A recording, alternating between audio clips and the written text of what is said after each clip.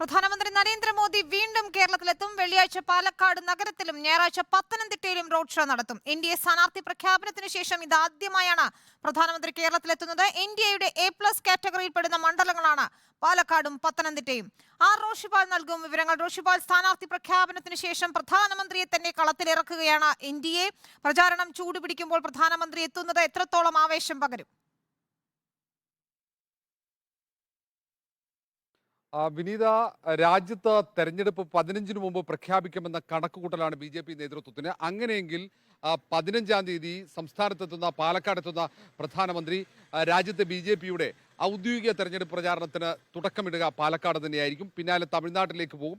തൊട്ടടുത്ത ദിവസം 17-ന് പത്തനംതിട്ടയിൽ അനിൽ ആന്റണിക്ക് വേണ്ടി വോട്ട് തേടാൻ മോദി എത്തും. ഈ തരത്തിലാണ് ഈ മോദിയുടെ 4ാമത്തെ സന്ദർശനം BJP ദേശീയ നേതൃത്വം ആസൂത്രണം ചെയ്തിരിക്കുന്നത്. ഏതായാലും സംസ്ഥാന കമ്മിറ്റിക്ക് നിർദ്ദേശങ്ങൾ വന്നു കഴിഞ്ഞു. രണ്ടിടത്തിലും പരമാവധി പ്രവർത്തകരെ, ജനങ്ങളെ അണിനിരത്തണം ഈ പരിപാടികളിൽ എന്ന നിർദ്ദേശമാണ് വന്നിരിക്കുന്നത്. റോഡ് ഷോ പാലക്കാട്ടും ഒപ്പം പത്തനംതിട്ടയിലും സംഘടിപ്പിക്കാനുള്ള നിർദ്ദേശം വന്നു. ഏതായാലും വലിയ ഒരുക്കങ്ങൾ നടക്കുന്നു. 2 മാസത്തിനിടയിൽ ഇത് 4ാം വട്ടമാണ് പ്രധാനമന്ത്രി നരേന്ദ്രമോദി കേരളത്തിലേക്ക് പ്രചാരണത്തിന് എത്തുന്നത് എന്നതാണ് രാഷ്ട്രീയ പ്രാധാന്യം. ദക്ഷിണേന്ത്യയിൽ വേരുറപ്പിക്കാനുള്ള BJPയുടെ ശ്രമത്തിന്റെ ഭാഗമായി തന്നെയാകാം ഒരുപക്ഷെ ഈ തുടർച്ചയായുള്ള പ്രധാനമന്ത്രിയുടെ സന്ദർശനത്തെ നമുക്ക് വിലയിരുത്തേണ്ടി വരിക.